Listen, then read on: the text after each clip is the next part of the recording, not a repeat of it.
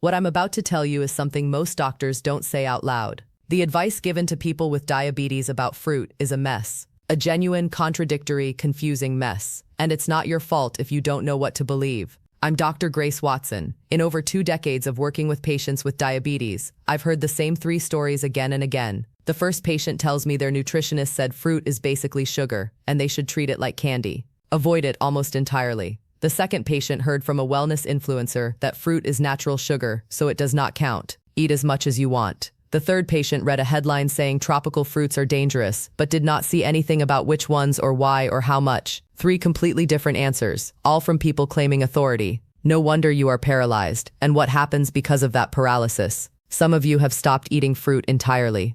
You are missing fiber, vitamins, and compounds. Your body genuinely needs to fight the complications of diabetes. Others are eating fruit freely with no strategy at all, then checking your glucose numbers and wondering why they keep climbing. Neither group has been given the real tools to make confident decisions. That changes. Today, I am going to walk you through the 10 best fruits for people managing their blood sugar and the 5 fruits that demand serious caution. Not based on guesswork or fear, based on the science of how each fruit actually behaves inside your body. We are going to be specific, we are going to be honest, and by the end of this, you are going to feel like you finally have a clear map. But I want to say something first, and I need you to actually hear it. There is no fruit on this planet that I am going to tell you can never touch your lips again. Not one. That kind of thinking leads to failure, obsession, and eventually giving up entirely. What I believe in is understanding. When you understand how a food behaves, you stop fearing it and start managing it. That is a completely different and far more powerful way to live. People with diabetes should eat fruit. The question is which ones, how much, and when. Let us build that understanding right now. Drop your country in the comments. I read every single one, and if this is your first time here, subscribe and hit the notification bell because this is exactly the kind of content I put out every week. Before we get into the list, I need to give you 2 tools, because without these tools, the list is just a list. With these tools, you will understand the why behind every single item, and you will be able to apply this logic to foods I have not even mentioned. The first tool is the glycemic index, or GI. Think of this as a measure of speed. Specifically, how fast does the sugar from a particular food enter your bloodstream? A GI above 70 means sugar hits your blood like a sudden wave. Your glucose spikes sharply, your pancreas panics, and your body is in reactive mode. A GI below 55 means the sugar enters slowly, smoothly, like a gentle tide. That is what we want. The second tool is glycemic load, or GL, and this one is critically underused. If GI is speed, GL is total volume. It tells you how much sugar actually lands in your bloodstream when you eat a realistic serving of that food. A GL under 10 is considered safe. A GL above 20 is a serious red flag. Here is the rule I want you to carry with you for the rest of your life. When choosing fruit for blood sugar management, you want both low GI and low GL. One without the other is incomplete information. And one more thing before we dive in, I am going to hold everything to the same standard weight, roughly 4 ounces, or 120 g. That way we are comparing reality to reality, not a tiny handful to a massive bowl. Let's go through 10 fruits that help control blood sugar. The last one is the one I recommend most. Number 10 is plums. Plums do not get the attention they deserve. With a GI of 39 and a GL of just 5, they sit comfortably in the safe zone. If you want something naturally sweet that will not ambush your glucose levels, a plum is a trustworthy choice. They are also rich in vitamin C and contain compounds that support liver function, which matters more than most people realize for those managing insulin sensitivity. Number 9 is pears. A perfectly ripe pear has a GI of 38 and a GL of 4. Excellent numbers. But here is what I want you to notice about pears specifically. The fiber is not evenly distributed throughout the fruit. A large portion of it is concentrated just beneath the skin. If you peel your pear, you are peeling away significant protection. Eat it whole, skin on. That fiber acts as a physical barrier that slows the release of sugar into your blood. Do not throw that away. Number 8 is apples. GI of 36, GL of 6. You already know apples are good for you, but let me be more specific. Apples contain a soluble fiber called pectin. Pectin does not just slow sugar absorption. It also acts in your digestive tract to help reduce LDL cholesterol, which is your bad cholesterol. For a person with diabetes, cardiovascular risk is the #1 long-term concern. Eating an apple with its skin is doing 2 jobs at once. Never underestimate the humble apple. Number 7 is passion fruit. GI of 27, GL of 5. Those are remarkable numbers. Passion fruit is one of the most blood sugar-friendly fruits in existence, and most people have never considered adding it to their regular rotation. Here is the bonus. Passion fruit contains natural compounds with a mild sedative effect that supports deep quality sleep. Why does a diabetes channel care about sleep? Because poor sleep directly worsens insulin resistance. One bad night of sleep can raise your fasting glucose the next morning, as though you had eaten poorly. Passion fruit is not just a snack, it is a nighttime strategy. Number 6 is oranges. And I need you to stop here for a moment because what I am about to say has more practical impact on your daily blood sugar than almost anything else in this video. A whole orange eaten with all its segments intact has a GI of 40 and a GL of 5. Safe, nutritious, genuinely beneficial. But drinking orange juice is not the same thing.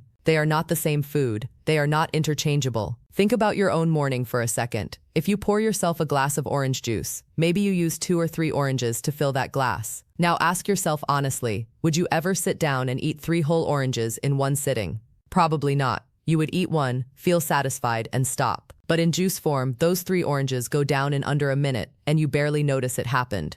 The fiber that would have slowed everything down is gone, left behind in the pulp. What reaches your bloodstream is essentially a concentrated wave of sugar. The GL of that glass climbs above 20, which is the red zone. This is one of those moments where the healthiest seeming habit is quietly working against you. Fresh squeezed, organic, no added sugar, and still a problem. Because it is not about what was added, it is about what was removed. The fiber was removed, and the fiber is the protection. Eat your orange, do not drink it. Number 5 is kiwi.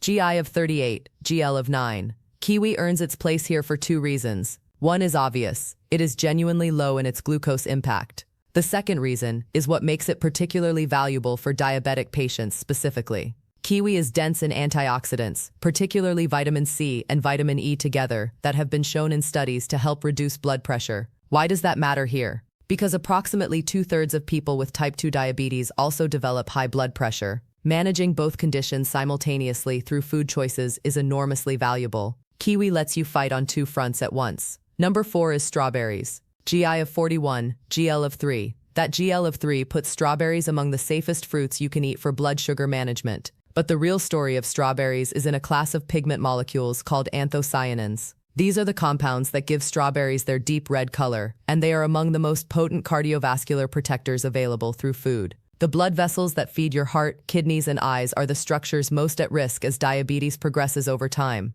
Anthocyanins directly support the integrity of those vessels. Eat strawberries frequently, not just occasionally. Number 3 is guava. GI of 23, GL of 3. I want you to notice that GI of 23, that is extraordinarily low. For context, white bread sits at around 75. A guava and a slice of white bread could not be more different in how they treat your blood sugar, and they can cost similar amounts at the grocery store. I also want to knock down a myth right here that has genuinely scared people away from fruit they should be eating. The claim is that fructose, the sugar found in fruit, damages the liver and therefore all fruit is dangerous for diabetics. This is false, and it needs to be said clearly. Fructose becomes harmful when it arrives in concentrated form, as in sodas, corn syrup, and processed juices. The liver processes concentrated fructose in a way that causes problems over time. But the fructose naturally present in a whole guava arrives alongside fiber, water, vitamins, and polyphenols that completely change the metabolic picture. Your liver is not treating a guava the same way it treats a can of soda.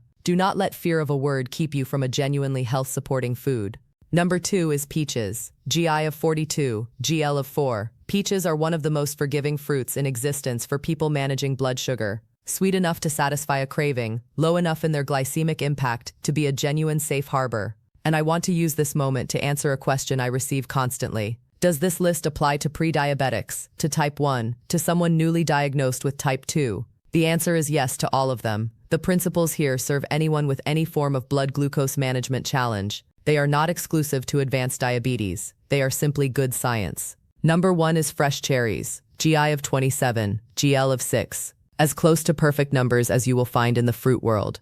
But I want to emphasize the word fresh because there is a version of cherries that is the exact opposite of what I am recommending. Those bright artificially colored cherries preserved in syrup, the ones used to decorate desserts and cocktails. They have been sitting in concentrated sugar for months. They bear essentially no relationship to fresh cherries. Stay far from those. Fresh cherries, in addition to their remarkable glycemic profile, contain anthocyanins and other anti-inflammatory compounds that research has linked to reduced vascular inflammation. And vascular inflammation is one of the primary drivers of the cardiovascular complications that diabetes can cause over decades. If there is one fruit I would most want to see in a diabetic patient's kitchen every week, it is fresh cherries. That completes the top 10. But now I need you to concentrate even more closely, because what comes next is where a lot of people make quiet, consistent mistakes without ever realizing it. These are not obviously dangerous fruits. They show up in wellness plans, smoothie recipes, and hospital cafeterias. They have good reputations. And for someone managing blood sugar, that good reputation is exactly what makes them so easy to underestimate.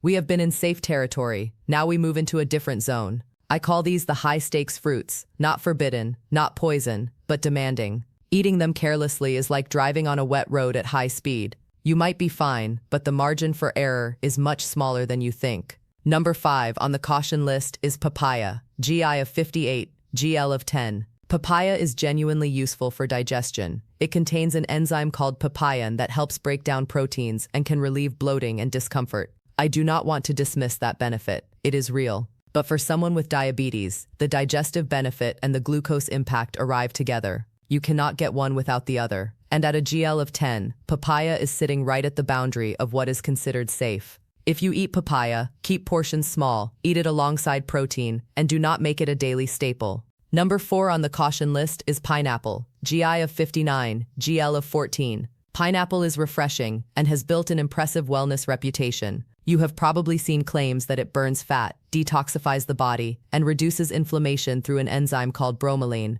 Some of that has scientific support, but your pancreas does not know about pineapple's reputation. It only knows about the sugar load. And at a GL of 14, pineapple delivers a substantial glucose challenge. Half a cup maximum, not a bowl, not as a freebie because it seems healthy. Treat pineapple with respect. Number 3 on the caution list is mango, GI of 56, GL of 14. Mango is beloved all over the world, and I completely understand why. The taste is extraordinary, and the culture around it is real. But I want to address a very specific mistake I see constantly, and I need you to hear this clearly. Some people believe that if you add chia seeds or flax seeds to a mango smoothie, you have made it safe for blood sugar. I have to be honest with you, that is a trap. Here is what is actually happening. The seeds slow down the rate at which sugar enters your blood. That is the glycemic index effect, slower absorption. But the glycemic load, the total volume of sugar your body has to process, is completely unchanged. Your pancreas still has to deal with every single gram of that mango sugar. You have just stretched the timeline, not reduced the burden. Think of it this way. Imagine you owe money. Someone offers to let you pay in smaller installments instead of one lump sum. The debt does not shrink. You are still paying every cent. That is what chia does to mango. Do not use superfoods as permission slips for portion discipline. They do not work that way. Number 2 on the caution list is bananas, GI of 62, GL of 16. Bananas are everywhere. They are cheap, portable, familiar, and genuinely nutritious. The potassium content, the B vitamins, the energy they provide, I acknowledge all of it. But look at that GL of 16. Earlier we talked about avocado with a GL of only 2. A banana delivers 8 times the blood sugar load of an avocado. That comparison is not designed to frighten you. It is designed to help you understand the scale of what you are consuming. If you want to eat bananas, there are 2 rules. First, choose ones that are just ripe with some green still in the peel. A banana covered in brown spots has already converted most of its starch into fast-acting sugar. The riper the banana, the higher the glycemic impact. Second, eat half. Not the whole thing, half alongside some protein. And number 1 on the caution list, the fruit that tops it for a reason that goes beyond chemistry, is grapes. GI of 61, GL of 12. The problem with grapes is not just in the numbers. It is in what happens every single time a person sits down with a bunch of them. You plan to eat 5, you eat 1, then another, then another. The small size creates the feeling that nothing significant is happening, and before you register it, you have eaten 20 or 25 grapes and consumed the sugar equivalent of a candy bar. Grapes contain resveratrol, a polyphenol with genuine antioxidant properties. That is real, but the portion problem that grapes create in practice is equally real. If you want grapes, count them out before you eat a single one. Set your number at 10 and stop there. Never eat directly from the bunch. Before we get to the special case, I know many of you have been waiting for, I have to warn you about 2 dangers that are more serious than any individual fruit on either of these lists. The first is dried fruit. raisins, dried apricots, dried mango, prunes, dried cranberries. Think about what drying a fruit actually does. You are removing the water. That is it. But water is precisely what dilutes the sugar in whole fruit. Remove the water and the sugar stays now compressed into a tiny volume. A small handful of raisins carries the glycemic load of multiple whole grapes. Their GL regularly exceeds 30. For people managing blood sugar, dried fruit is not fruit. It is concentrated sugar with a health halo. Treat it that way. The second danger is ripeness, and this is basic biochemistry that almost no one talks about. As fruit ripens, the starches inside convert to sugars. This is a continuous, predictable chemical process. A banana that is slightly green contains substantial resistant starch that is absorbed slowly and actually feeds beneficial gut bacteria.